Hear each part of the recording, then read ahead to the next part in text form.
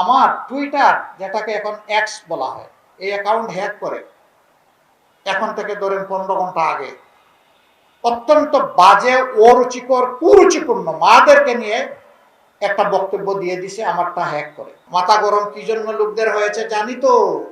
আজকে যুবকরা সিদ্ধান্ত নিয়ে ফেলেছে, পাঁচটা পাবলিক বিশ্ববিদ্যালয়ে তাদের রায়ের মাধ্যমে জানিয়ে দিয়েছে তারা কি চায়, কাকে চায়। মায়েরা আওয়াজ দিয়ে বলছে যে আমরা এই জোট, এই দলকে চাই। এটা তাদের অপরাধ নয়। আমি একটা কথা বলেই শেষ করছি। একজন বোন তার পছন্দের পোশাক পরে, একটু খোলামেলা, তিনি রাস্তায়, সাংবাদিক বন্ধু প্রশ্ন করেছেন আপনি কারে চান আগামী দিনের ক্ষমতায়? তিনি বলছেন জামাত। কেন? বলে যে জামাত আসলে দেশটা ঠিক হবে। তাইলে তো আপনি এই পোশাক পরতে পারবেন না। ওই যে পরবো না।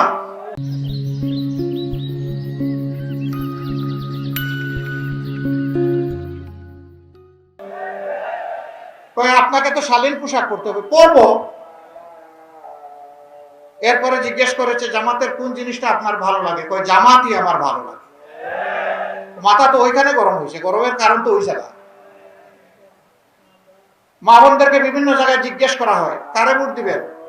হয়তো সে তার পছন্দ মতো বললো যে আমি দাঁড়িপাল্লায় ভোট দিব। কেন দিবেন? কয় যে এখানে আমার ইজ্জত নিরাপদ থাকবে। তো আপনি মাথা গরম করে কি করবেন? আপনিও মাকে সেই ইজ্জত দেন, তাহলে তারা আপনাকেই ভালোবাসবে, সমর্থন করবে। আপনি বেইজ্জত করবেন আর জোর করে আমার মায়ের সমর্থন নেবেন। আপনি কি আমার মায়ের জাতিকে বোকা ভাবছেন নাকি? আমি কোন ভাষায় নিন্দা জানাবো আই ডোন্ট নো। আমি আমার মাদেরকে কিভাবে সম্মান করি, আমার মায়েরা তার সাক্ষী।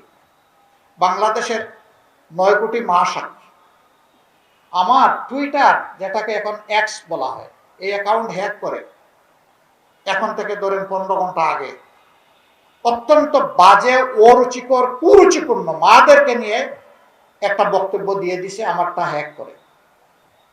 একটা দল দেখলাম যে হই হই রই রই করে মিছিল শুরু করে দিচ্ছে। যারা মাদেরকে সম্মান করতে জানে না তারা এখন মিছিল শুরু করে দিল। মানে এই কাজ কে করেছে? ঠাকুর করে কে রে?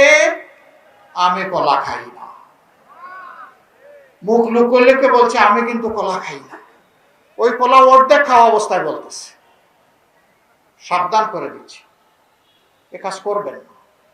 এইটা আবার আপনি মায়ের জাতিকে অপমান করলেন। একেবারেই ইতর শ্রেণী না হলে এই কাজ কেউ করতে পারে না।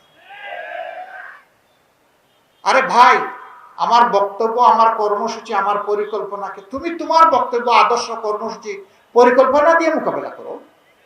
এই চূড়াই পথে, নোংরা পথে কেন? আলহামদুলিল্লাহ, এখন আমার অ্যাডমিনের কন্ট্রোলে আবার এটা ফিরে এসেছে 7 ঘন্টা পরে ওই ঘটনা ঘটার। এতে সাময়িক যদি কোনো মা ওদের অপতথ্যের কারণে কষ্ট পেয়ে থাকেন, আমি তাদের কাছে ক্ষমা চাই।